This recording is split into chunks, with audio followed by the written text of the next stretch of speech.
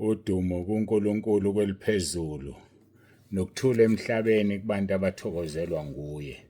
Babonise abantu yakubingelela ndlalifa izulu. Ngithi uJesu Kristu inkosi. Siyambonga uNkulunkulu wethu kakhulu, siyamdumisa ukuba kwazi ukusihlanganisa namhlanje osukwini lwanamhlanje, usuku lokuqala lweviki, noma-ke ngokweBhayibheli usuku lwesibili lweviki. Siyambonga kakhulu uNkulunkulu wethu futhi siyamthanda. Akekho ofana naye, akekho njengaye. Ngike ngasho ngathi ngiyafisa abantu bahambe uNkulunkulu ebapha amandla bayo esikoleni khona bezofunda ukucubungula izwi. Yebo-ke usulicubungula udinga umoya kaNkulunkulu. Ngoba uyabona ukuthi abantu balahlekile phandle. Abantu babambe umoya, bayibambe la ingekho ngakhona. Kodwa-ke ngosizo likaNkulunkulu nomoya wakho ingcwele kuzolunga. Ngekhaya lezwi kuzolunga. Sizofundisana nje, sizocathulisana. uNkulunkulu akakusize, uNkulunkulu akubiyele. Sibonge kakhulu lawo ma-IT aphumelela abakhona ngosuku lwangoMgqibelo. Sibonge nalabo abaphumelela bakwazi ukuba kwi-conference esasiyenzile. Ukuthi ibizwa ngokuthini lento ebakithi, iyahlupha nokukhula, ugcina ungasazazi izinto. Sasihlangene-ke sikhuluma nabo behlezi emakhaya, sibeka i-TV la sibabona khona, sakhuluma-ke nabo noma baqala ngingakabikho njengoba ngabuye ngezokwenza inkonzo. Kodwa-ke siyambonga uNkulunkulu, ama-contributions abo abamahle kakhulu bonke njenge-team ye-IT. Sibaxoliseleke abanye abangaphumelelanga ngoba i-team ye-IT inabantu abawu-10 abavele obala bathi bangama-IT. Abanye-ke abavelanga. Kushuthi kwakumenyiwe-ke kulabo ababekhona, samema laba abanye nabo kukhona abangazange bavele ngenxa yama-commitments abo abebenawo. Kodwa-ke siyambonga uNkulunkulu kakhulu, siyamdumisa bangcwele. Ngiyacela-ke ukuthi siqhubeke siye ezwini lenkosi. Sibonge kakhulu nebesinabo izolo. Bonke nje ababekhona be-IT balala balinda inkonzo yayizolo base behamba emva kwenkonzo. Mangaphazami babili abaripothile, owesithathu akakaripoti, kodwa nginethemba ukuthi uhambe kahle. Nginethemba lokuthi uhambe kahle kakhulu.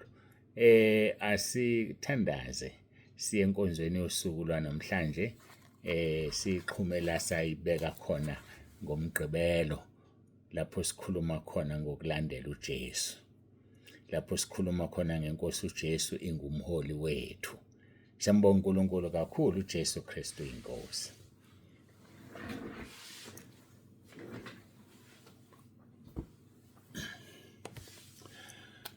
Baba olungileyo, Baba ongcwele, uNkulunkulu onomusa, siyazithoba phambi kobuso bakho. Sibonga uthando sithande ngalo. Sibonga ukuthi siyaphila, inyama isahlangene nomphefumulo, siyakwazi ukwenza izinto, kodwa sikhohliwe ukuthi wena usinika amandla okwenza lokho. Ngoba ushilo ezwini lakho, Philip chapter 4, wathi nginamandla, verse 13, nginamandla okwenza konke ngayo ongiqinisayo. Sibonga ukuthi uyasiqinisa Nkosi. Sithi siyazama ukusihlasela kodwa uyasiqinisa. Siyabonga. Qinisa-ke bonke ezindaweni zonke. Khuluma izwi lakho Moya Ingcwele, siyacela uthathe indawo.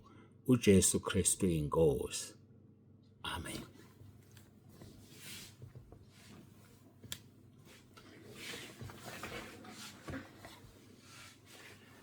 Sizoya ezwini lenkosi esilitholayo ngokaLuka chapter 9 verse 23 esisagxile kuwona.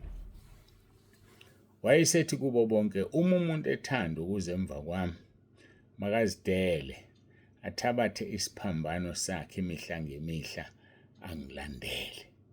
Sikhuluma ngokulandela-ke inkosi uJesu. Sakhuluma ngokuthi uzidele, uthabathe isiphambano imihla ngemihla.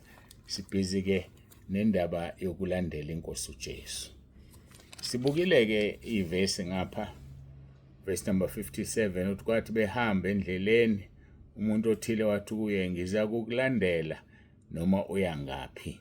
uJesu wayesethi, izimpungushe zinemgodi nezinyoni zezulu zinezidleke kepha indodana yomuntu ayinandawo lapho ingacamelisa khona ikhanda layo.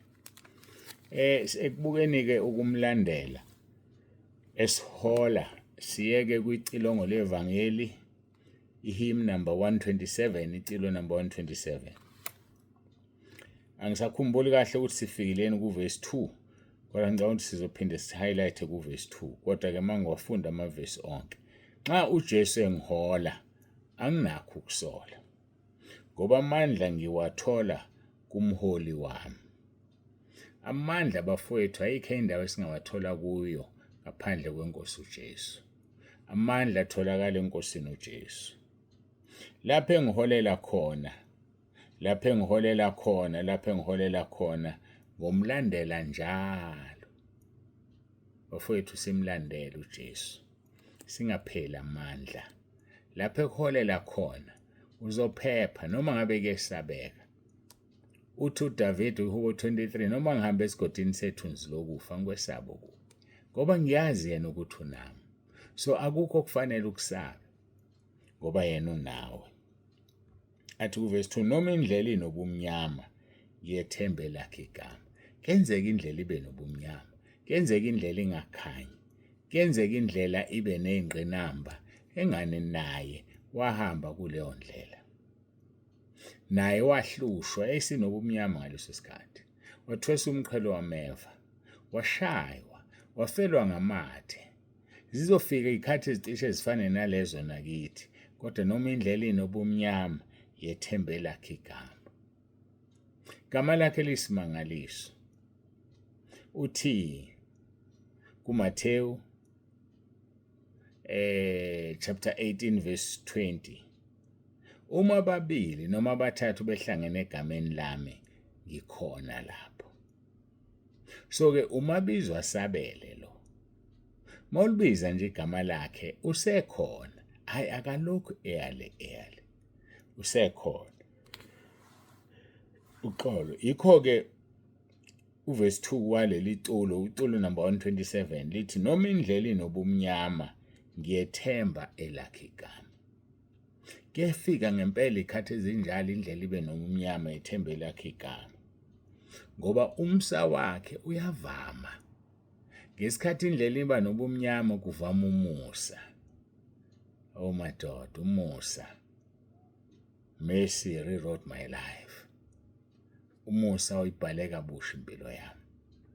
Ngangihamba ngibheke esihogweni, kodwa ngenzela umusa, and impilo yami yabhalwa kabusha. Kwase kubhaliwe ukuthi ngiyesihogweni, kwase kubhaliwe ukuthi ngizosha ingunaphakade, but umusa webhala kabusha impilo yami, wathi awuyilapho. Ngiyambonga uNkulunkulu ngomusa wakhe. Na ubungevume lo musa kaNkulunkulu urewrite impilo yakho, uyibhale kabusha impilo yakho, ngoba umusa wakhe uyavama, unganele wona. Sengiyakhumbula mase ngifika unganele sikhulumile ngaleli vesi. Siye kuverse 3, noma singayiboni indlela yena osilungisela. Kuyafika ngempela la ungasayiboni khona indlela. Mina ngithi thatha izwi, ngoba izwi lizisho lona. Amahubo 119 verse 105 lithi, izwi lakho liyisibane ezinyaweni zami, liwukhanya endleleni yami. So udinga izwi likaNkulunkulu ngaso sonke isikhathi. Siyambonga uNkulunkulu wasenzela ikhaya lezwi, ngoba ngaphandle kwekhaya lezwi besisebumnyameni, kodwa wasenzela ikhaya lezwi kwaba yisibane enyaweni zethu, kwakhanya kwathi bha. Abaningi bathi ziningi izinto abayifunde ekhaya lezwi, kade baqala ukukholwa bebengazazi, kodwa bafike bazifunda ekhaya lezwi. Ngani na? Ngoba ekhaya lezwi izwi likaNkulunkulu liyisibane enyaweni zethu, liwukhanya endleleni yethu. So kufanele ubone la uhamba khona, into ezokubonisa izwi likaNkulunkulu.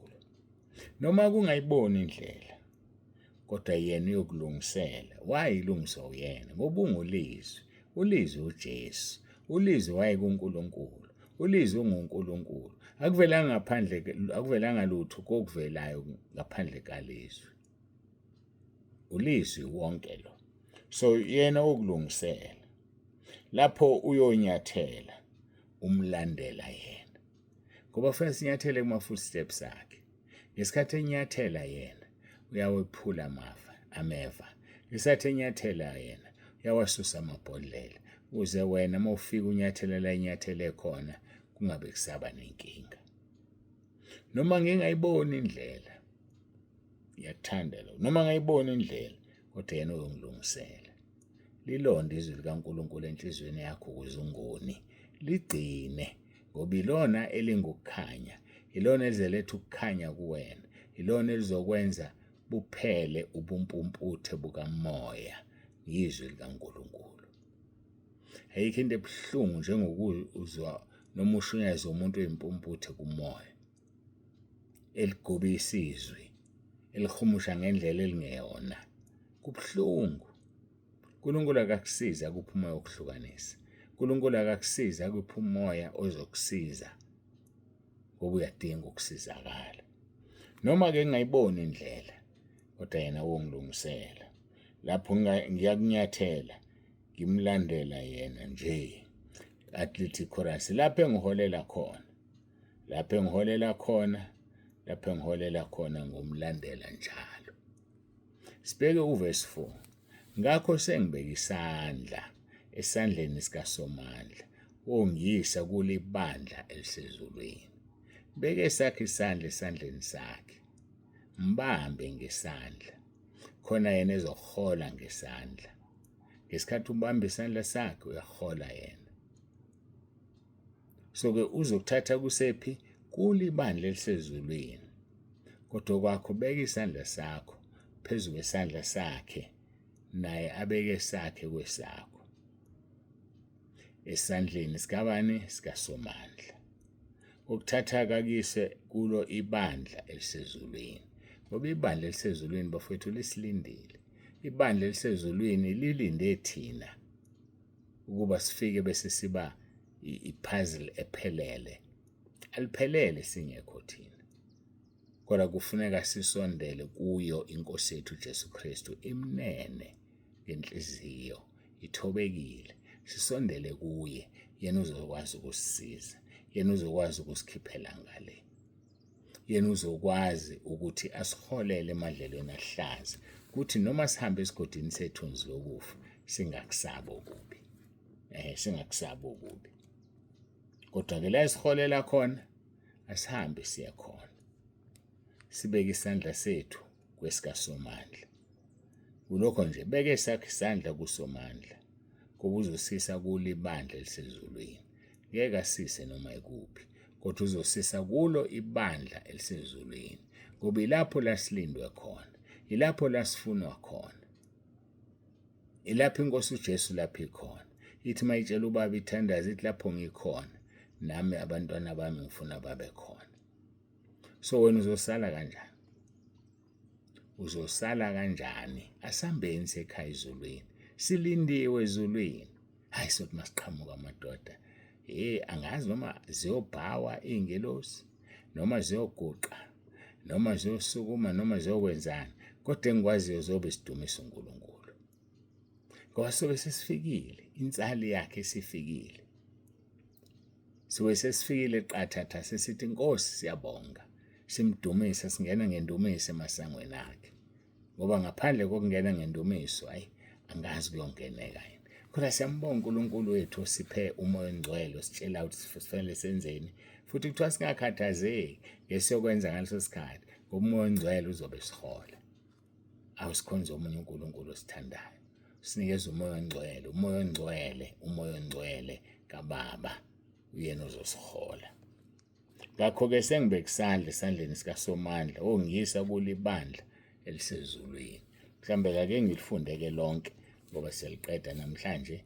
Bekufika nje ukuthi siye kulona, soqhubeka nezwi lethu ukugcina inkosi. Isihloko salo 127, inamba umholi omuhle. Nxa uJesu engihola, anginakho ukusola, ngoba amandla ngiwathola kumholeli wami ke, ungabi nakho ukusola. Amandla siwathola kumholeli wethu inkosi uJesu. Ikhorasi-ke lapho engiholela khona ngomlandela njalo. Noma indlela inobumnyama, ngiyalethemba elakho igama. Umsa wakho uyavama, unganele wona.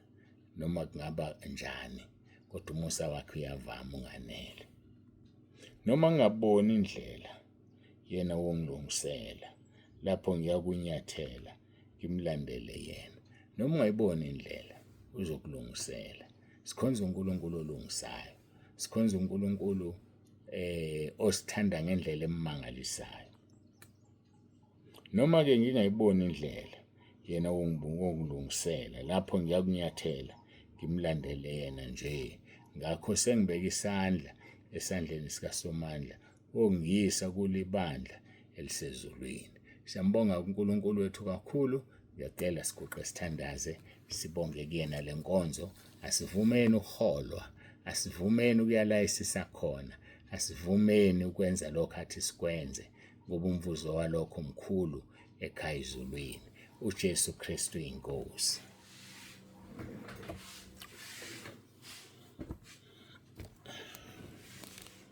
Baba ongcwele, Baba olungileyo, uNkulunkulu wethu onomusa, siyabonga ngale nkonzo. Siyabonga Nkosi ukusichazela ngokuhola, ngoba uholo lwakho luhle, luphelele, lungcwele. Siyabonga uNkulunkulu wethu, siholele emadleleni ahlaza. Sihole Nkosi Jesu, usiholele emanzini okuphumula, ngoba ngaphandle kwawo asilutho. Yiba naloyo-ke namanje Nkosi, ukhulume ngale nkonzo, inkenteze ezindlebeni, kube lo naloyo aphila impilo engcwele, impilo ezomenza angene ekhaya ezulwini, impilo yomuntu ovuma izono zakhe wazishiya, impilo yomuntu okhule kuRoma 10 verse 9, impilo yomuntu osho isivumo athi uJesu Kristu inkosi. uJesu Kristu inkosi. uJesu Kristu inkosi. Amen.